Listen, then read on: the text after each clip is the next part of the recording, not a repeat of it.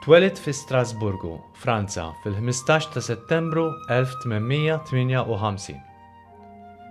Il-Papa François Edouard Visconti de Foucault kien assistent spettur fid-Dipartiment tal-Foresti. Il-Mama, Elizabeth, Kattolika ta' fidi kbira, għalmitni nħobb lill-Alla. Kienet toħodni l-Knisja u d-dar għamlet li art tal-ċkejken. Fil-passiġġati konna naqtaw il-fjuri biex inqedwhom quddiem il-kurċifissi. Għada f'moħħi it-talba li għalmitni nitlob kull filgħodu u kull filgħaxija.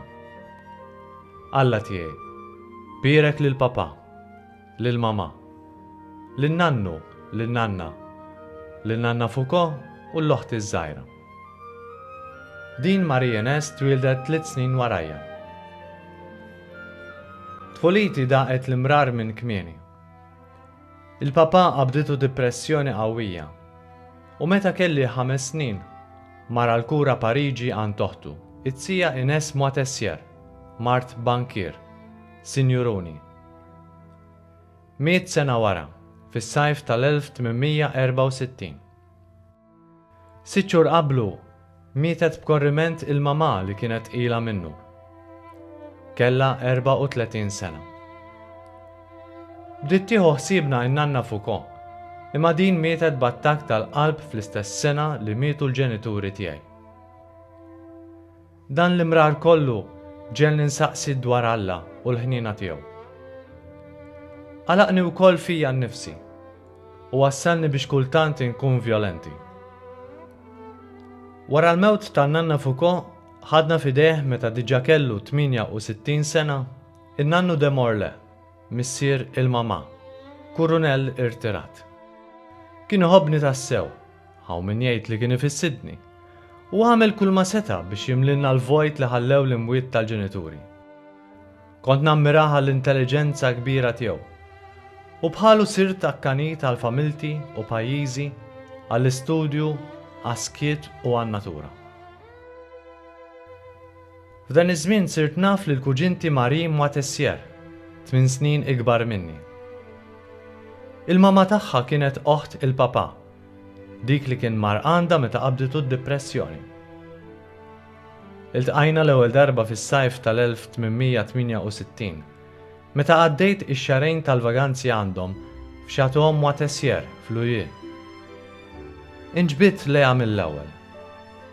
Wara l-vaganzi komplejna l-kuntatt tagħna b'littri. Kienet fajla ta' fidi kbira.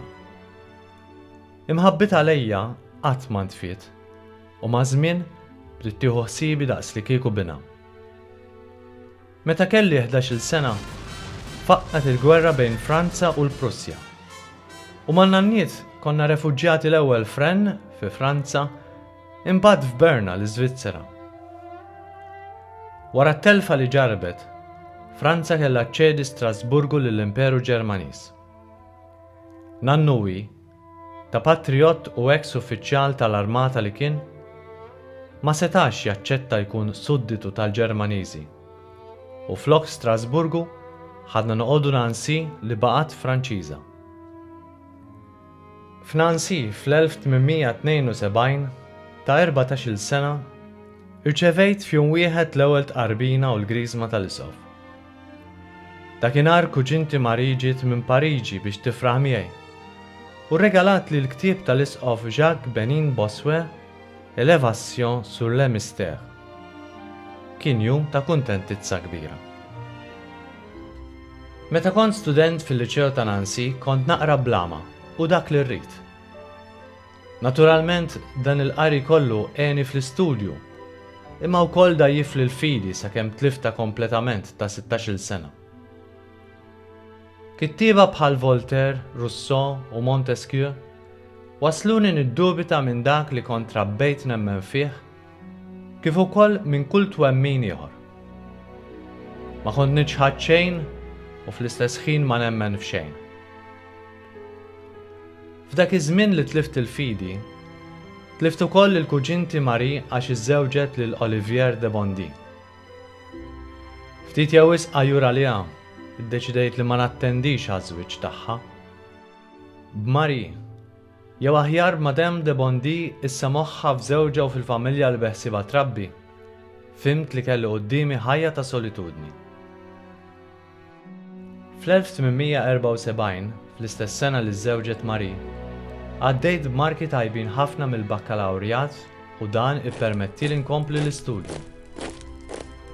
Iddeċidejt nidħol fl-armata kif bħala wilt l-aristokrazija kont mistenni nagħmel. Kollu ferħan in-nannu batni border St. Genevieve, skola Versailles immexxija mill-Ġiżwiti, ħalli nitħejja l-eżami ta' dħul fl-Akkademja Militari ta' St. Cyr. Imma d-disciplina severa u li kell fqir f'St. Genevieve qabżu ili. U donni bi protesta u bil-moħbi tan-nannu biex ma weġġalux is-sentimenti nsara tiegħu tajt kull prattika reliġjuża. U ta' 17 sirt kolni egoizmu u vanità. Kolni disprezz għal reliġjon u bħerqa għal ħażen. Bħal tlifta għaqli. U minħabba mġibti minn St. Genevieve kellhom ikeċċuni qabel ma ntemm il-kors. Imma din it-tkeċċija ma żammitnix milli f'Ottubru ta' wara nidħol f'St. Cyr għal kors ta' uffiċjal. Ta' 18 kont fost l-iżgħar studenti li daħlu. U dħalt minkejja li t-tobba sabuni joħxon iż-żejjed għall-armata. Id-disciplina f'St. Cyr kienet mill-eħrex u t-taħriġ fiżiku jifilġek. L-ewwel sena spiċċajta b'wiċċ il-ġid. Mingħajr wisq studju għaddejt b'marki tajbin. Imma t-tieni waħda kienet storja oħra. Matula mit in-nannu u f'kolb wieħed ħassejt nitlift il-ħajja feliċi ta' tfulija u xjeħt b'20 sena. U mtaqqal minn solitudni kbira u midwejaq tal-ħajja fil-barracks bdejt nitgħażżem, nitraskura l-istudju u nagħmel ta' rasi. Kelli niġi ddixxiplinat. Bla dubju f'St. Cyr kont f'infern. Imma fit-tmiem dik is-sena, l-aħħar waħda tal-kors, irnexxieli niggradwa sottotenent. U grazzi għal riżultati tajbin tal-ewwel sena, stajt nidħol fil-kavallerija, ikkonsidrata fost l-elit tal-armata. U mbagħad sena taħriġ fl-iskola tal-kavallerija f'Sommier. Ftit xhur wara mewt nannuwi, għalaqt 20 sena u stajt nieħu f'idejja il-wirt li messni mill-ġenituri u n-nannu de Morlaix. Bejn flus u proprjetà iwrid kważi 400,000 frank. F'tebqatajn sirt sinjurun u fimt li stajt nixxala b'kull mod li joġobni bla ma ħadd jindaħalli. U f'Sommier mill-ewwel tajta għax-xalar. Xejn biex impatti għall-orarju rigorus li kellna. Għax konna nqumu fil-5 ta' filgħodu u ngħaddu sigħat twal fuq iż-żiemel.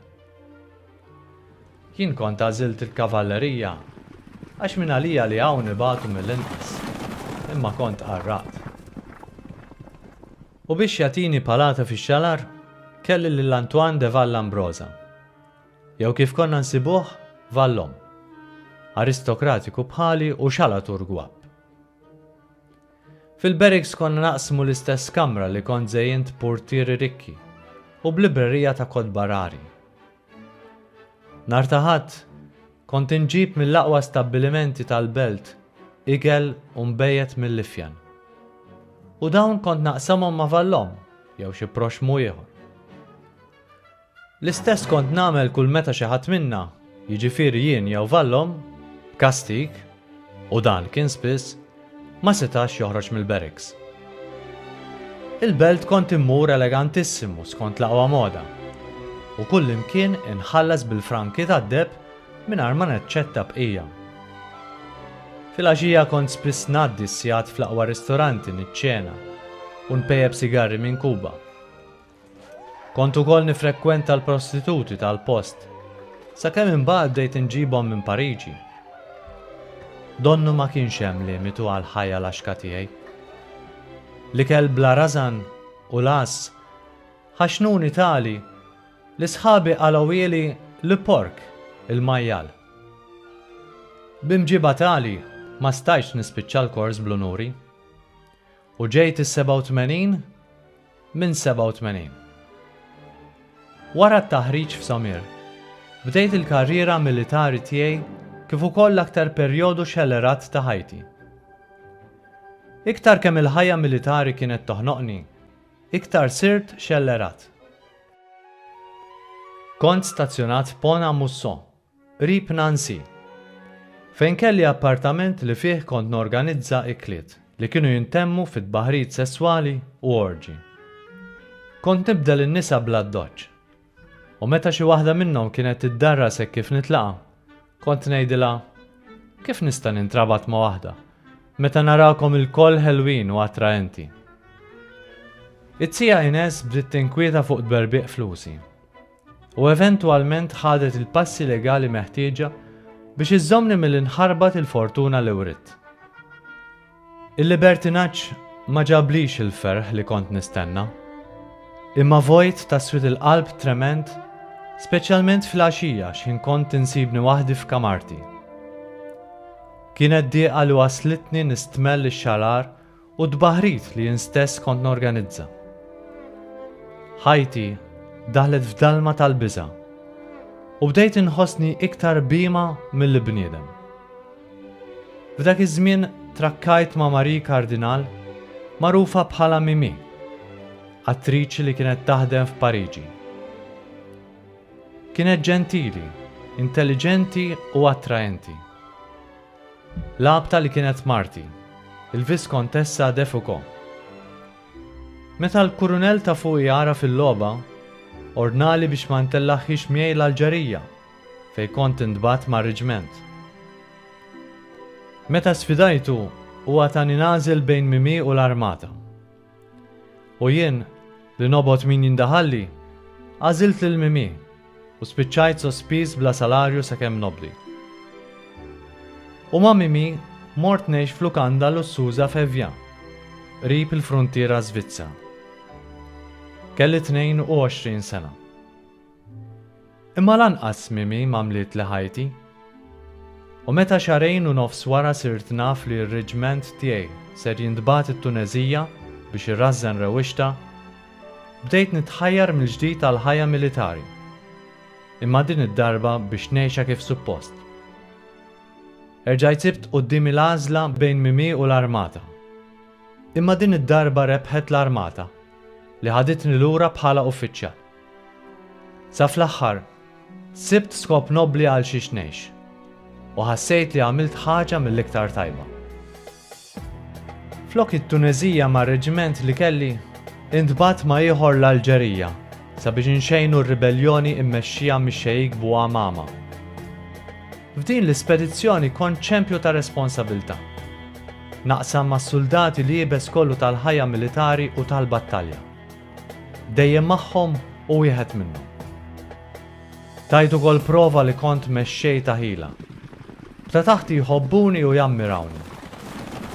U ħadd gost immexxi. F'dan iż-żmien li għaddejt l-Alġerija esperjenzajt bidla li ma nistax infisser. Tlift kull interess fix-xalar u l-libertinaġġ. Hekk kif intemm il-ġlied, l-armata tilfet il-faxxinu tagħha. Araft li ma jenix maqtuħa għal-ħajja fil-barracks u tħajjart għall-esplorazzjoni biex nitgħallem dwar id-dinja u fl-istess ħin nuża ħini tajjeb. Sirt naf li sieħbi Valom li kien għadu jissellef sewa minn għandi kien ser jagħmel vjaġġ fil-Lvant u tħajjart immur miegħu. Meta l-armata ma tatnix lif għal-vjaġġ, irriżenjajt, imma flok mort ma' Valom fuq tħeġġiġa ta' Oscar McCarthy, Irlandiż ta' 65 sena, ex-esploratur u kuratur tal-Librerija Nazzjonali ta' Alġir, iddeċidejt immur nesplora il-Marokk li ma kien għadu magħruf xejn. Imma kien hemm min top serju. Beżanin mill-kolonjaliżmu Ewropew, il-Marokkini ma kinux jippermettu l-Ewropej jidħlu f'pajjiżhom. Min jidħol jirriskja jinqatel. Dan il-misteru tal-Marokk u r-riski tal-vjaġġ flok qataw li qalbi. ġennewni għal din l-avventura. Niesi pruvaw b'qawwa jħassruli. Imma wara 15-il xahar ta' tħejja, kont fit-triqti lejn il-Marokk.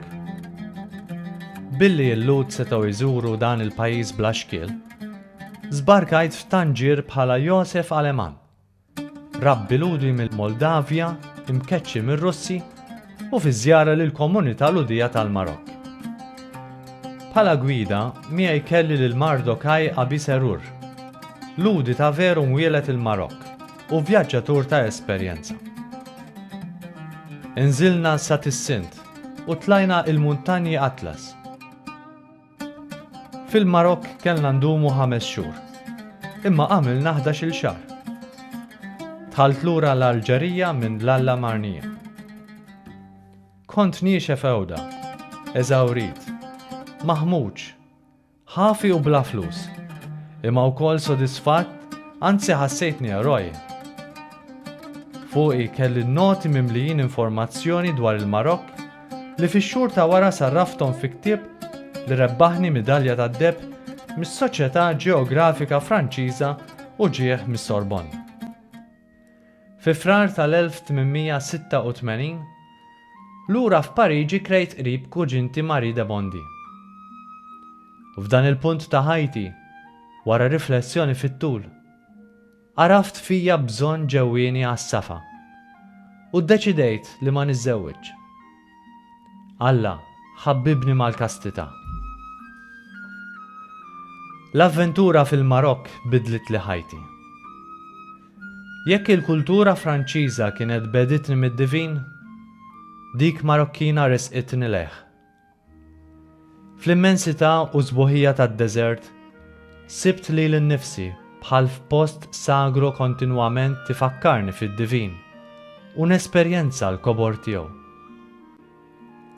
Laqtitni wkoll b'mod profond il-fidi sempliċi tal-Misilmin devoti li jgħixu fid-deżert. Kontinwament jgħixu fil-preżenza ta' Alla. Tallimt li hemm ħaġa ikbar u iktar profonda minn dak li toffri d-dinja. Alla bħal reġa' feċ f'ħajti u billi l-Kristjaneżmu ma kienx jappella għalija, bdejt nikkonsidra nsir Musulman. Imma ma sirtx. Wara l-avventura fil-Marokk, erġajt bdejt nifrekwenta l-niesi, l-aktar li t-tija Ines u l-kuġinti Marie. Huma laqgħuni biħlewa kbira bħalma ntlaqa li ben il-ħali. Kienet grazzja kbira, għax permezz tagħhom u taħbibhom Alla li kien messni fil-Marokk wassalni nneħħi l-preġudizzji kontra r-reliġjon Kattolika u ġibidni leħ. Kien żmien li fih kont nirraġuna jekk kuġinti Marie virtuża u intelligenti u mhux biss hija konvinta mill-fidi tagħha, mela jista' jkun li twemmin Kattoliku jagħmel sens. Fl-aħħar ftaħt qalbi magħha. Hi kienet tismani u tispjegali b'ġentilezza kbira u bla ma tisfurzani biex nemmen. Waslitni nirrispetta l-fidi Kattolika u nistudja b'entużjażmu. Fost il-kotba li qrajt kien hemm dak li kienet tatni fl-ewwel tqarbina. Bdejt ukoll inħoss forza ġewwinija tibdilni, tagħmilni nħobb il-virtù, nobgħod il-ħażen u nfittex it-tjubija. Kienet forza li daħlitni fil-knejjes, l-uniċi postijiet fejn kont insib il-mistrieħ. U hemm ngħaddi ħin quddiem l-Ewkaristija nitlob: Alla, jekk teżisti, għarrafni l-eżistenza tiegħek. Fuq parir ta' Marie, iddeċidejt inkellem lill-Abbé Henri Ouvelin biex jallimni dwar il-fidi. Mort infittxu qabel l-ewwel quddiesa fil-Knisja ta' Sant'Augustin ta' Pariġi, 4 passi minn fejn kont noqgħod. Kien it-30 ta' Ottubru 1886. Sibtu fil-konfessinarju, imma flok qatt jallimni, insista miegħi biex ninżel arkubtejja u nqer. U wara li qararni, batni mill-ewwel nitqarben. Tqarbint. U dak il-ħin fimt li Alla jeżisti u allura għandi ngħix għalih biss. Bekk, f'mument skoprejt kemm il-fidi kif ukoll il-vokazzjoni li ninata lill-Alla. U biex inkun kolni ta' Alla, mal-konverżjoni rrid nidħol reliġjuż. Imma Abbé Hovlen, li għażiltu bħala d-direttur spiritwali tiegħi, tani l-parir nistenna. Kellu raġun. Huwa ħajjarni nagħmel pellegrinaġġ ta' 4 xhur fl-Art Imqazza, fejn erġajt sibt ruħi wara l-esperjenza tad-deżert fuq art sagra oħra, l-art li Alla nnifsu qaddes bil-preżenza tiegħu. Fuq kollox intlaqat minn Nażaret xkejkna u sempliċi, fejn Alla l-kbir li kont taraft fid-deżert tal-Afrika ta' fuq u fil-mument tal-konverżjoni għexqumli u xkejken fil-persuna ta' Ġesu, ħaddim fqir tal-id. F'dan il-post u għafdina bil-ħajja tiegħu qumli, fqira u moħbija u għallimna kif bija nitqazzu. U fimt li kont imsejjaħ biex bħalu ngħix fl-aħħar post, fqir u makkes bix-xogħol. Għax il-qaddej ma jistax ikun aqwa mill-imgħallem, u meta tħobb persuna tfittex timità. Iktar kemm tħobba, iktar timità.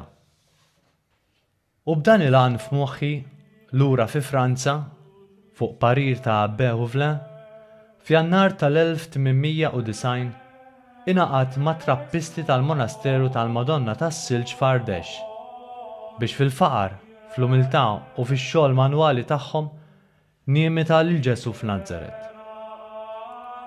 Dawni l-isem ta' Marija Alberik. Ftit xhur wara li dħalt, fuq talba tiegħi intbatt inkompli n-novizzjat fil-monasteru ta' Notre Dame du Sacré-Cœur, li konna għadna kif taħna f'Akbes fis-Sirja, sabiex fil-ħajja ifqar u iktar qiebsa ta' hemm niemita aktar mill-qrib lill-maħbub. F'Akbes is-superjuri talbuni nistudja għas-saċerdozju. Ma kontx entużjażmat bl-idea, għax sa mill-konverżjoni qistni den li nkun qassisu predikatur. Bdejt nibża wkoll li s-saċerdozju jaqlani mill-aħħar post li kont infittex. Imma Abbé Hovlen tani il-parir biex nobdi, u bdejt għax l-ubbidjenza hija l-kejl tal-imħabba. Ma' żmien bdejt naraf li kont imsejjaħ għal ħajja aktar jibsa minn ta' trappista. Bdejt nixxenna għal ċaħda u umiljazzjoni ikbar. U f'qalbi nibtu x-xewqa u l-ispirazzjoni li nwaqqaf ordni reliġjuż ġdid, bil-membri tiegħu jaħadnu l-ħajja mill-ifqar u mistura li Ġesu għex f'Nażaret. Ordni bla distinzjoni bejn il-membri. Ordni moti għax-xogħol u għat-talb. Kontinwament iqassam il-karità bla ma jaċċetta donazzjonijiet u jiċċelebra l-liturġija bil-lingwa tal-post biex tinftiem mill-fqar. Fil-fatt, f'Akbes ktibt l-ewwel regola għal dan l-ordni l-ġdid li semmejtu l-aħwaġ kejkna ta' Ġesu. Abbé Hovlen ma qabel xejn ma dak li kont qiegħed nitwebbel bih u saħaq miegħi biex nibqa' trappista. U bdejt, imma ma stajtx nrażżan dak li Alla kien qiegħed jaħmi f'moħħi u f'qalbi u sibt ruħi f'taqtija bejn l-ubbidjenza lejn Alla u dik lejn il-bnedmin. U ntlaqt nistrieħ f'Alla, nitolbu, Missier, fidejk nintelaq jien. Għamel minni dak li jogħġbok. Niżik ħajr għal dak kollu li tagħmel bija. Din it-taqtija ħadet ftit iktar minn 3 snin u ntemmet meta waqt li kont Ruma nistudja għas-saċerdozju, is-Superjur Ġenerali aċċetta t-talba tiegħi li nħalli l-ordni. Kelli 38 sena u kontilni trappista 7 snin u nofs. Abbé Hovlen ipprojbi li ngħix ir-regola li ktibt. Kien jara impossibbli li tingħix u lanqas ridni nikteb oħra. U iddiriġini biex ngħix qrib komunità reliġjuża biex minna nsostni ruħi spiritwalment u hemm ngħix ta' eremit fl-umiltà li rrid. U biex nagħmel dan irħejtilha lejn Nażaret. Ħabbat il-bieb tal-kunvent tal-Klarissi ta' Nażaret u tlabt lil badessa Madre Marie Ange de Saint Michel, iżżommni bħala għaddej. Bħala ħlas tlab ta' kisra ħobs, saqa fuq rasi u l-użu tal-kappella għat-talb. Hija qablet u offrit il-post mibni għal-ġennien. Imma jien tlabta ngħix fi kmajra fqira tal-injam li kien hemm fil-ġnien. Aċċettat, u fiha qiduli saqqu tat-tiben, mejda u banketta. Bekk mal-klarissi foqra bdejt ngħix ħajja ta' penitenza. Naqdihom bħala ħaddiem fqir u minsi kif kien Ġesu f'Nażaret. Kont kuntent ħafna. Imma s-sorijiet malajr għarfu li għax-xogħol manwali ma kont ninqala xejn, speċjalment meta raw kif sewwejtilhom iċ-ċint tal-injam. Għalhekk bdew jitolbuni nagħmel biss dak li jarfu li għalih kont ninqala bħal impinġilhom is-santi u naqdi fil-kappella. Dan ipprovdili iktar ħin għat-talb. Waqt li kont mal-klarissi, għażilt li ninsejjaħ Fra Charles ta' Ġesu, kif ukoll il-motto tiegħi, Jesus Caritas. F'żewġ okkażjonijiet intbagħt Ġerusalemm biex naqdi lill-klarissi ta' hemm. Il-badessa issuġġeriet li nsir saċerdot u nwaqqaf l-ordni reliġjuż li kelli f'moħħi. Is-suġġeriment tagħha bħal qabad. Dwar is-saċerdozju tiegħi kellimt lill-Patriarka ta' Ġerusalemm. Bil-kemm tani widen, u għalhekk deċidejt immur Nordna, Franza. Żbarkajt f'Marsilja f'Awwissu tal-1900 u minn hemm mort Pariġi nkellem lill-Abbé Uvlen li kont ilni xhur ma nirċievi minn għandu. Imbagħad tlaqt lejn Ruma biex nikseb l-approvazzjoni pontifiċja għall-ordni tiegħi. Fit-triqti għaddejt fil-Monasteru tal-Madonna tas-Silġ fejn kont għext xi xhur bħala trappista. L-Abbati, Don Martin, aċċetta li jħejjini għas-saċerdozju. Lura minn Ruma, imma mingħajr l-approvazzjoni, fardex għamilt kważi sena ta' tħejja għas-saċerdozju u ġejt ordnat fil-Katedral ta' Vivier fid-9 ta' Ġunju tal-1901. Kelli 42 sena. Ippjanajt li mmur inservi fil-Marokk li kien għadu magħluq għall-Ewropej u bla ebda saċerdot. Emmint li Ġesu kien jażel li jmur hemm ukoll. Nażaret baqa' jiġbidni, imma sirt konxju li Nażaret huwa kull post fejn bħal Ġesu nista' nservi fil-faqar tal-aħħar post u fis-silenzju. U l-Marokk kien wieħed minn dawn il-postijiet. Ridt immur qalb il-Misilmin u l-lut ta' hemm u ngħix bħala huwhom. Għax jien konvint li l-bnedmin kollha, il-koll flimkien, insara, Misilmin, lut, idolatri, niffurmaw fraternità universali. Għax fl-inkarnazzjoni li ben ta' Alla qaqqat miegħu l-bnedmin kollha u bekk għamilna ħutu u waħwa ta' xulxin. U lil ħut il-Misilmin u l-lut irrid inqaddishom mhux bil-pritki, ma bħalma Marija qaddset lil Ġwanni f'dar Eliżabetta billi nieħu lil Ġesu fosthom u fis-silenzju naqdihom fl-imħabba. U 3 xhur wara l-ordinazzjoni, bit-tir li eventwalment nidħol fil-Marokk, tlaqt lejn l-Alġerija.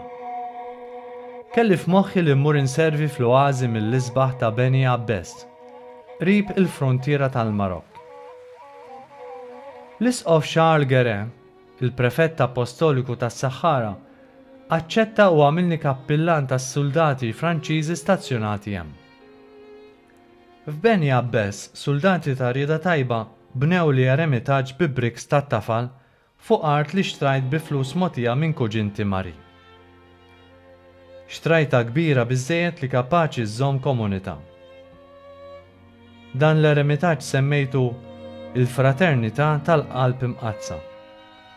U fi spirtu ta' bejn l-aħwa, kont inżommu miftuħ għan-nies tal-post u kull vjaġġatur li għaddi minn hemm. Kienu jżuruni soldati, vjaġġaturi, il-sira, tal-laba, morda u anki xi kurjużi. Jibdew mill-4:30 ta' filgħodu sa 8:30 ta' filgħaxija. Dan il-qadi kien itellifni mis-sigħat merfuqajn għat-talb, mill-ħin tiegħi quddiem l-Ewkaristija. U ġieli kont ittentat li nwaqfu, imma ma stajtx. Li tirrinunzja li taqdi lil xi ħadd tifisser tirrinunzja li taqdi lil Ġesu. F'Beni Abbes iltqajt ma' François Henri Laperin, il-kmandant ġenerali fuq l-oażijiet. Konna studenti flimkien f'Saint-Cyr u Sommier. Kien imwebbel iġib is-Saħħara taħt il-ħakma Franċiża. U ta' idealist li kien, rid jagħmel dan billi jiffraternizza man-nies tal-post. Kontra ta' qablu li ma ddejqu xejn jużaw l-armi u xerdu dmija. U nifhem li huwa għaraf li bil-fraternità li kont qiegħed inħeġġeġ f'Beni Abbes, jien stajt nagħtih palata sewwa fil-proġett tiegħu. U meta ħejja karovana ta' paċifikazzjoni qalb it-tribujiet Tuareg fl-inħawi tal-muntanji Ahaggar fin-nofsinhar tal-Alġerija, ħajjarni ninaqat miegħu. Jien, b'moħħi fil-Marokk, għajla kont interessat, imma fl-aħħar ċedejt u naqat miegħu. Il-vjaġġ fost it-Tuareg dam sena. Laperin ma ħallix wisq żmien jgħaddi biex jerġa' jħajjarni għal Ahaggar. Din id-darba ridi nibqa' ngħix hemm fi spiritu ta' fraternità mat Tuareg. Bħal donnu rrid iħabbibhom ma' Franza permezz tiegħi. Moħħi kien għadu fuq il-Marokk, imma meta l-isqof Guerin ittelegrafali li aħjar naċċetta l-istedina ta' Laperin, il-qajta. Ħallejt li l-nifsi, ninġar mill-ispirtu. Wara kollox il-Marokk kien għadu pajjiż magħluq. Laperin ma rridx jimponini fuq it-Tuareg. Ridhom jaċċettawni fosthom bil-qalb. Għalhekk huwa arranġa laqgħa mal-kapijiet Tuareg ta' tribù ta' Kel Ahaggar fin Użell. F'din il-laqgħa ltqajt ma' Musa Ag Amastan, gwerrier qalbini ta' xi ħaġa qrib l-40. Musulman twajjeb, moħħu miftuħ u ambizzjuż. Il-Franċiżi kienu jqisuh bħala l-Amenokal jew il-mexxej ta' tribujiet tal-Ker Ahaggar u rrikonoxxew uffiċjalment bħala tali ftit wara. Musa ddeċida li jaċċettani. Kien jaqbillu. U għażilt ngħix hawn f'Taman Rasset, il-bogħod minn kull imkien. Musa ħadni taħt il-protezzjoni tiegħu u għażil il-post eżatt fejn kelli nibni dari. U għatefajneħ fuq wita żgħira foli ta' madwar 1500 metru u mdawra mill-muntanji. Madwari għandi xi 20 familja jgħixu fid-dwejriet tal-qasab, imferxin lawnu lin, kif ukoll xi bjar u għeliqi tal-qamħ. F'Taman Rasset, bħal f'Beni Abbes, ngħix ħajja bħal ta' trappisti, imma iktar jibsa. Qiegħed ukoll infittex l-aħħar post, billi ngħix bħal nies foqra ta' hawn. Naqsam kull ma għandi magħhom u naqdihom daqs li kieku huhom, anki fl-aktar servizzi baxxi. Irrid li f'imħabbti lehom jarfu li l-insara jħobbuhom u fuq kollox li jħobbhom Ġesu. Irridhom jindunaw li jekk jien il-qaddej tal-maħbub inħobbhom daqshekk, kemm aktar iħobbhom dak li lilu naqdi. Priorità fl-appostolat tiegħi mat-Tuareg hija li nifhimhom u nagħmilhom mifhuma minn oħrajn. Għal dan il-għan bdejt indomm dizzjonarju mit-Tuareg għal Franċiż u ieħor bil-kontra. Xogħol li ħad li sigħat twal kuljum għal diversi snin. Għall-ewwel ħsibt li t-Tamahag, il-lingwa ta' Tuareg, hija lingwa sempliċissima. Imma skoprejt li hija sinjura u komplikata sewwa. Fit-tmiem Novembru tal-1906, żort Maison Carré biex niltaqa' ma' Monsignor Guérin f'mid-dar ċentrali tal-Patrijiet il-Bojot. Billi f'dak iż-żmien il-Gvern Franċiż kien qiegħed ikeċċi ir-reliġjużi minn Franza, staqsejt lil Monsignor dwar il-possibilità li xi wħud minnhom jiġu jgħinuni, imma huwa wrini li dan ma kienx possibbli fis-sitwazzjoni politika ta' dak iż-żmien. Imma f'Maison Carré ma rċivejtx biss aħbarijiet koroħ. Monsignor Guérin tani l-permess ngħix ir-regola tal-aħwaġ kejkna. U postulant tal-Patrijiet il-Bojot, Jean-Marie Goya, ta' 23 sena, tħeġġeġ jiġi jgħix miegħi f'Taman Rasset.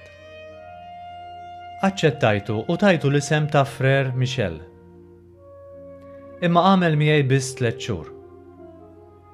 Il-ħajja li ngħixin kienet jibsa wisq għalih u effettwatlu ħażin saħħtu.